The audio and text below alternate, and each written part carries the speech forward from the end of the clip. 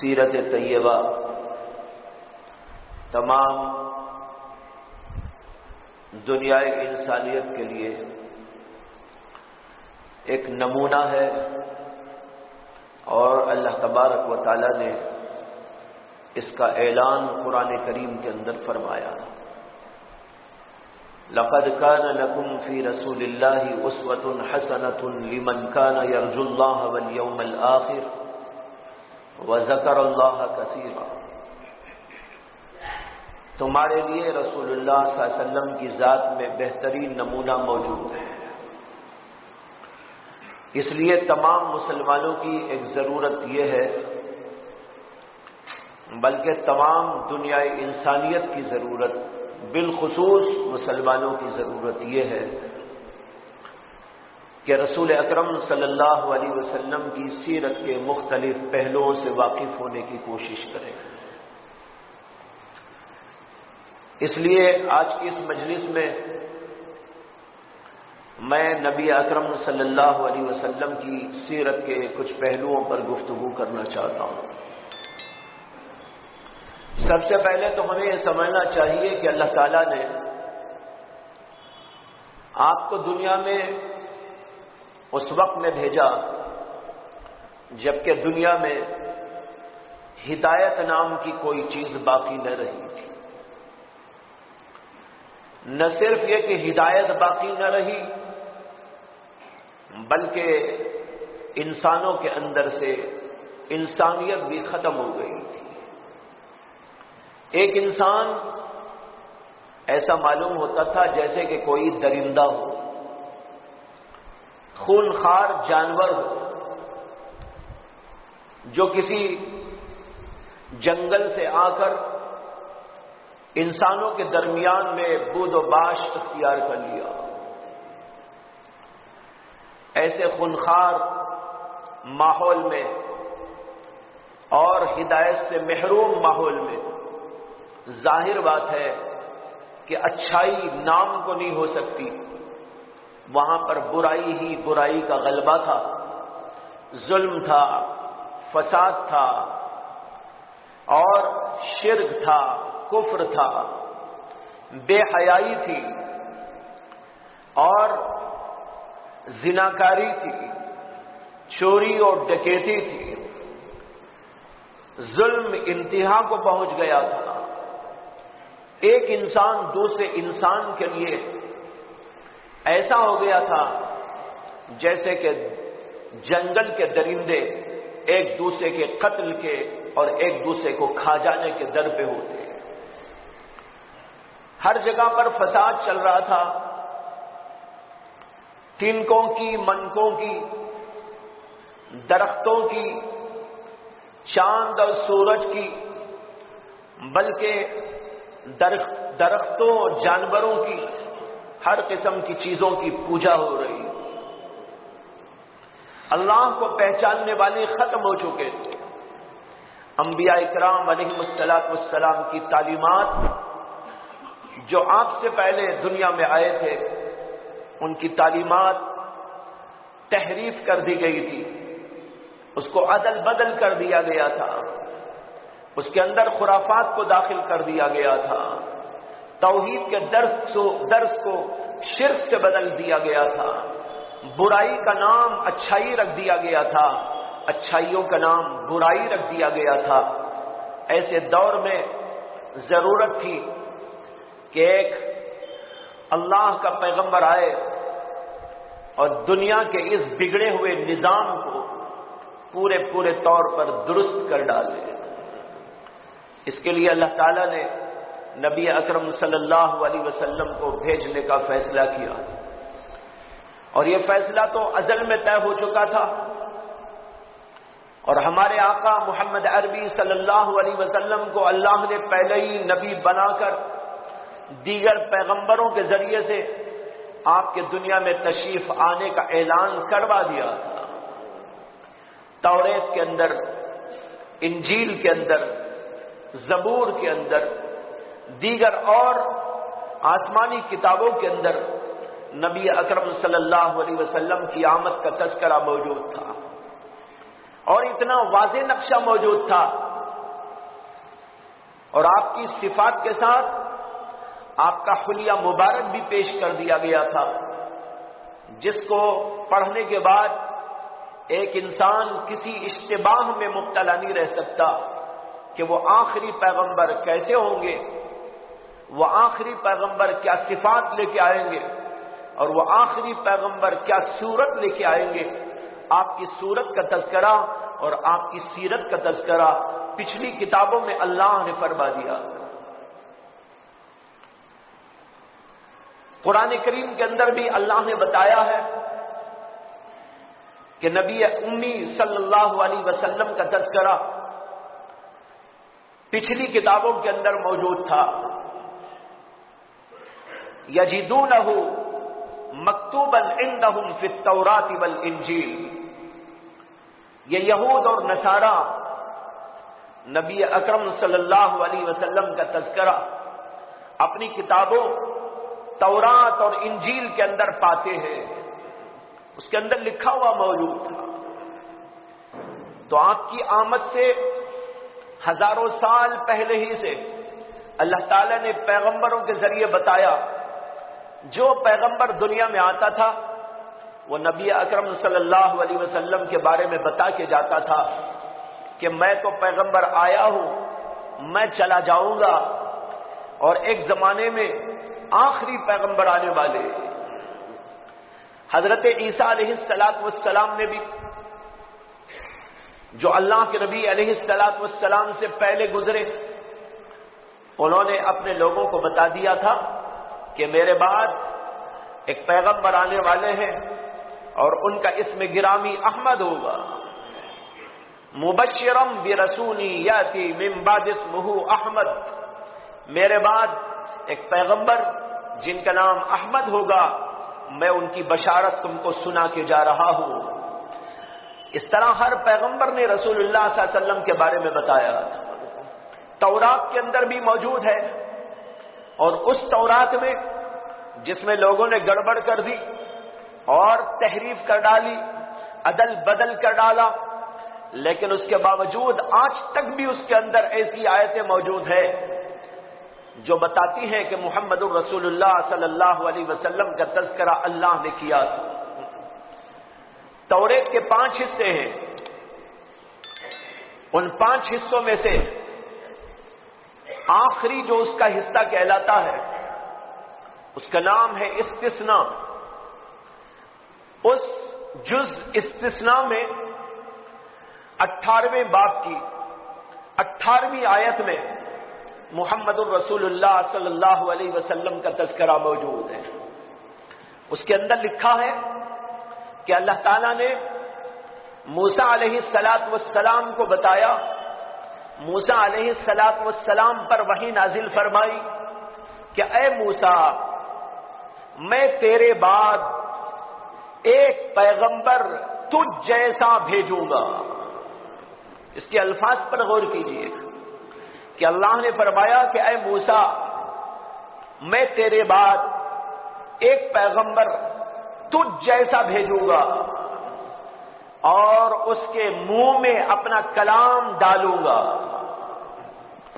اور جو بھی وہ کہے گا وہ میری طرف سے بیان کرے گا، جو آدمی اس کی مانے گا میں اس پر رحم کروں گا، اور جو اس کی نہیں مانے گا اس کو دنیا میں ذلیل کروں۔ اس کے اندر جو ذکر ہے، ہاں اس کے اندر ایک بات اور بھی ہے، پھر دوبارہ دہراتا ہوں تاکہ سمجھنے میں آسانی ہو، کہ اللہ تعالیٰ نے موسیٰ علیہ السلام سے فرمایا کہ اے موسیٰ، میں تیرے بعد ایک پیغمبر تجھ جیسا بھیجوں گا، بنی اسرائیل کے بھائیوں میں سے۔ یہ لفظ بھی نوٹ کرنے اور کوٹ کرنے کا ہے، بنی اسرائیل کے بھائیوں میں سے، اور میں اس کے منہ میں اپنا کلام ڈالوں گا، اور وہ جو کچھ کہے گا وہ میری جانب سے کہے گا، اور جو اس کی مانے گا اس کو عزت دوں گا، اور جو اس کو نہیں مانے گا اس کو ذلیل کروں۔ یہ آیت غور کرنے کے قابل ہے، جو توریت کی آیت ہے کہ اس کے اندر جو حضرت موسیٰ علیہ السلام کو بتایا جا رہا ہے کہ آپ کے بعد ایک پیغمبر بھیجوں گا، وہ پیغمبر آپ جیسا ہوگا اور وہ بنی اسرائیل کے بھائیوں میں سے ہوگا اور اس کے منہ میں اپنا کلام ڈالوں گا، یہ کون پیغمبر ہے؟ اس پر غور کریں گے تو آپ کو سمجھ میں آئے گا کہ اس سے مراد صرف محمد الرسول اللہ صلی اللہ علیہ وسلم کی ذات ہی ہو سکتی ہے۔ اس میں سب سے پہلی بات جو کہی گئی وہ یہ ہے کہ اے موسیٰ، میں تیرے بعد تیرے جیسا ایک پیغمبر بھیجوں گا۔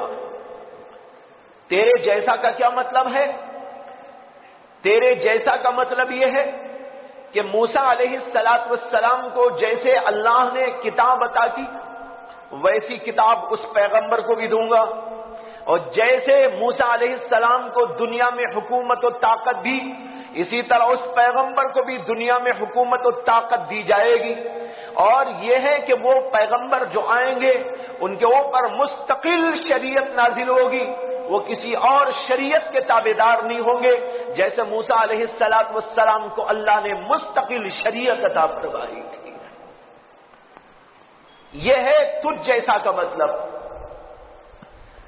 نبی اکرم صلی اللہ علیہ وسلم سے پہلے اور حضرت موسیٰ علیہ السلام کے بعد اور بھی بہت سارے پیغمبر آئے تھے، لیکن وہ موسیٰ کے جیسے نہیں تھے۔ موسیٰ کے جیسے اگر کوئی پیغمبر موسیٰ علیہ السلام کے بعد آئے تو وہ صرف ہمارے نبی محمد صلی اللہ علیہ وسلم تھے۔ کیوں؟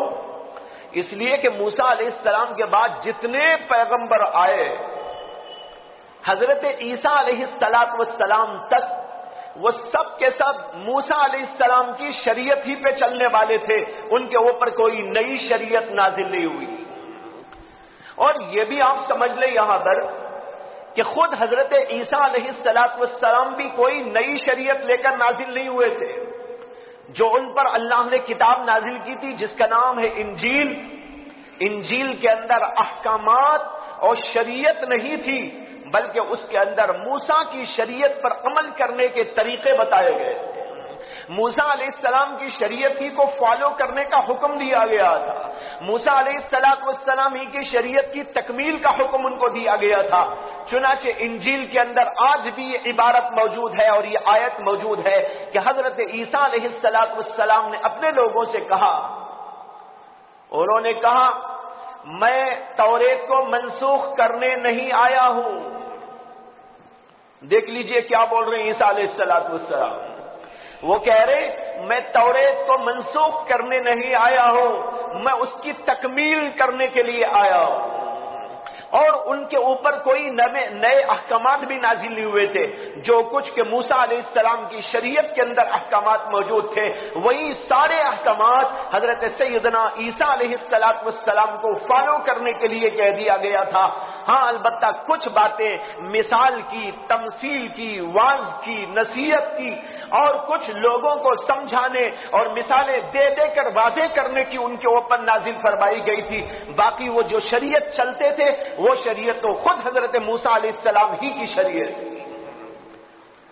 اب ہم کو اتنی بات سمجھ میں آئی کہ موسیٰ علیہ السلام کے بعد کوئی پیغمبر ایسا نہیں آیا جس کے اوپر نئی شریعت آئی ہو، یہاں تک کہ عیسیٰ علیہ السلام پر بھی کوئی نئی شریعت نازل نہیں ہوئی، اور ہمارے نبی علیہ السلام عیسیٰ علیہ السلام کے بعد پیدا ہوئے تھے، اور آپ کے اوپر اللہ نے نئی کتاب بھی نازل کی اور نئی شریعت بھی نازل کی۔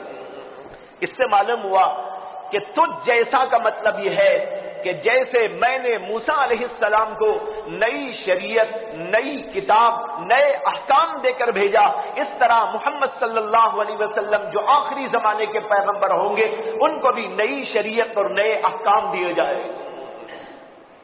دوسری بات یہ ہے کہ موسیٰ علیہ السلام کو اللہ تعالیٰ نے بڑے کر و فر کا نبی بنایا تھا، بڑی شان و شوکت کا نبی بنایا تھا، لیکن حضرت موسیٰ علیہ السلام کے بعد جو پیغمبر آئے ان میں سے کوئی پیغمبر اس شان و شوکت کا نہیں رہا، یہاں تک کہ عیسیٰ علیہ السلام جو حضرت نبی اکرم صلی اللہ علیہ وسلم سے پہلے ہوئے ہیں ان کا حال یہ تھا کہ وہ دنیا کے اندر چند برسوں تک جو رہے تھے وہ چھپ چھپ کر رہے تھے، کبھی اس پہاڑ پر، کبھی اس پہاڑ پر، کبھی کسی جنگل میں اور کبھی کسی ویرانے میں، اور کبھی ایسا ہوا کہ کسی گھر کے اندر چھپے ہوئے موجود ہیں۔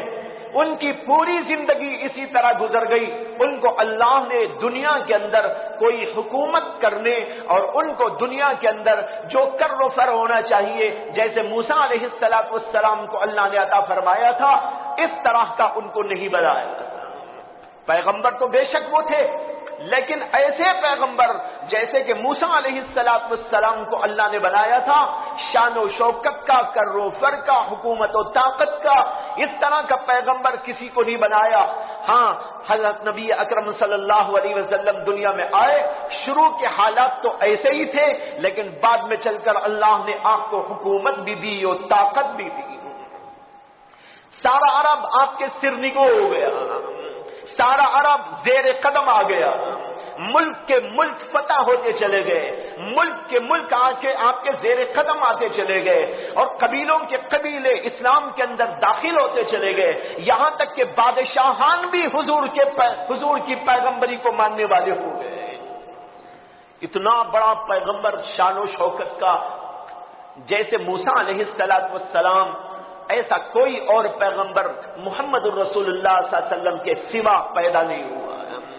اب اس آیت کا صاف مطلب یہی ہوا کہ اے موسیٰ، میں تجھ جیسا نبی پیدا کروں گا، وہ تجھ جیسا نبی صرف ہمارے نبی علیہ السلام ہے، آپ کے سوا ان سے پہلے کوئی ایسا پیغمبر نہیں آیا۔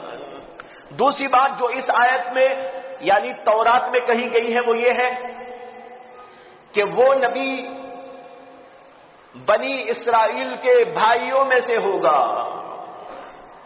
یہ بھی سمجھنے کی بات ہے۔ بنی اسرائیل یہ حضرت سیدنا یعقوب علیہ السلام کی اولاد ہے، اور حضرت یعقوب علیہ السلام حضرت اسحاق کے بیٹے، اور حضرت اسحاق علیہ السلام حضرت ابراہیم خلیل اللہ علیہ السلام کے بیٹے۔ حضرت ابراہیم علیہ السلام کے دو بیٹے ہوئے تھے، ایک کا نام تھا اسماعیل، جو ہم سب جانتے ہیں کہ جن کو اللہ تبارک و تعالیٰ نے ذبح کرنے کا حکم دیا تھا، اور پھر اللہ نے ان کی جگہ پر جنت سے ایک مینڈھے کو بھیجا تھا اور اس کو ذبح کیا گیا، اور اسی ذبح کے عمل کی سنت کو دنیا میں باقی رکھتے ہوئے جانوروں کی قربانی دی جاتی ہے۔ یہ حضرت سیدنا اسماعیل علیہ السلام ایک بیٹے حضرت ابراہیم کے اسماعیل تھے، اور دوسرے بیٹے حضرت اسحاق علیہ السلام۔ حضرت اسحاق کی نسل میں بنی اسرائیل ہوئے۔ اسحاق کے بیٹے یعقوب کی اولاد کا نام ہے بنی اسرائیل، تو اسحاق کی اولاد میں بنی اسرائیل ہوئے۔ یہاں اللہ کہتے ہیں موسیٰ سے، اے موسیٰ، تیرے بعد ایک نبی تجھ جیسا بنی اسرائیل کے بھائیوں میں سے پیدا کروں گا۔ بنی اسرائیل کے بھائی کون ہیں؟ وہ بنی اسماعیل ہے۔ بنی اسرائیل کے بھائی کون ہیں؟ وہ بنی اسماعیل ہے۔ حضرت اسحاق سے جو نسل چلی ہے اس کے اندر بنی اسرائیل آئے، تو ان کے بھائی کون ہوئے؟ حضرت اسماعیل علیہ السلام ہوئے۔ حضرت اسماعیل کی جو اولاد وہ بنی اسماعیل ہوئے۔ اس آیت سے یہ معلوم ہوتا ہے کہ آخری زمانے میں جو پیغمبر آنے والے ہیں وہ پیغمبر بنی اسرائیل میں سے نہیں آئیں گے بلکہ بنی اسماعیل میں سے آئے۔ اب پوری تاریخ اٹھا کے کھنگال کے دیکھ لیجئے گا کہ بنی اسرائیل میں تو بہت پیغمبر آئے۔ موسیٰ بھی بنی اسرائیل میں آئے، داؤد بھی بنی اسرائیل میں آئے، سلیمان بھی بنی اسرائیل میں آئے، اور بہت سارے پیغمبر آئے، یہاں تک کہ عیسیٰ علیہ السلام بھی بنی اسرائیل ہی میں سے آئے تھے۔